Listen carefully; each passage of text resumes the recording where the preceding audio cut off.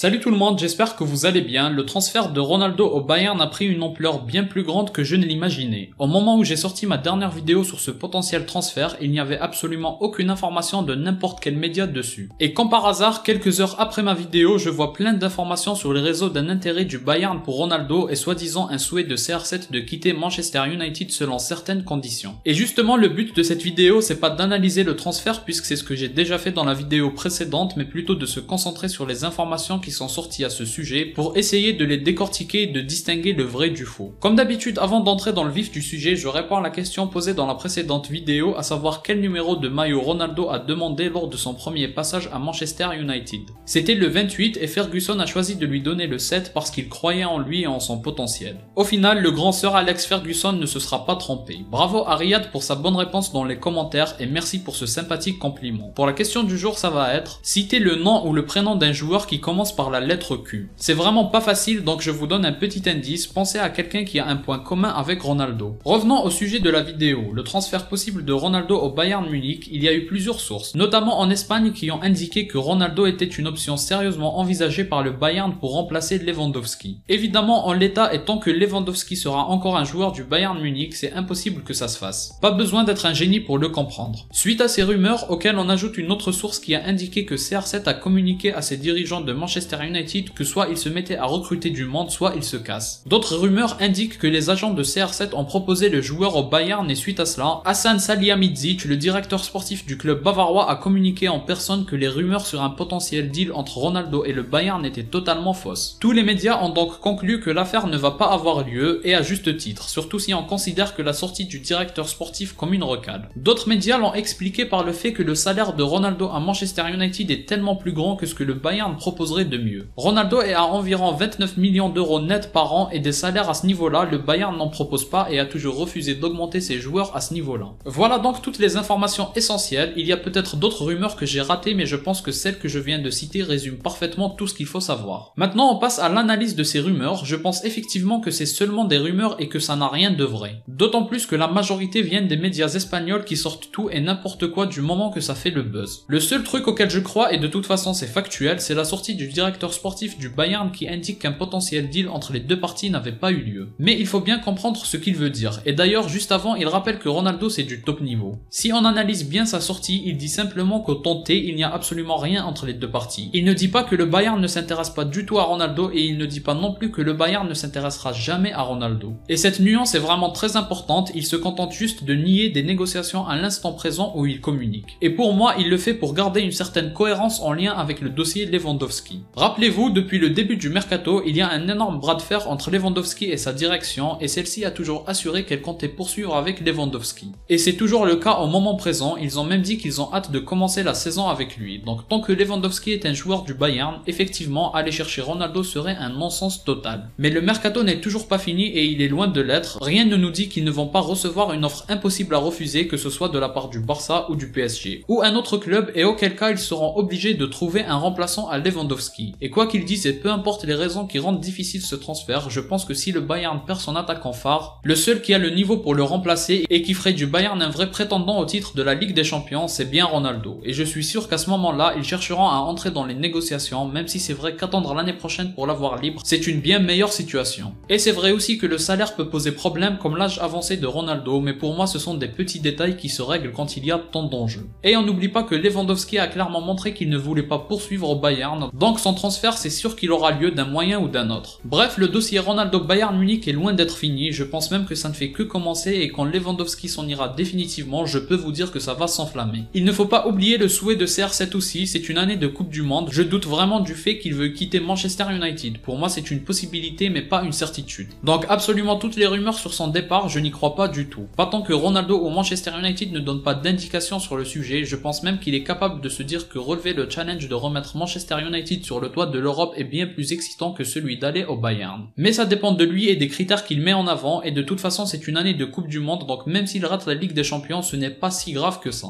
C'est pour ça que je pense qu'il y a quand même beaucoup de chances qu'il soit mancunien la saison prochaine. En tout cas l'avenir nous le dira. Dites-moi ce que vous en pensez en commentaire. Pensez-vous que l'histoire CR7 au Bayern Munich est finie avant d'avoir commencé ou c'est juste le début et que ça va s'enflammer très prochainement? Si vous avez aimé, laissez un like et abonnez-vous pour me soutenir. Moi je vous dis à la prochaine, portez-vous bien.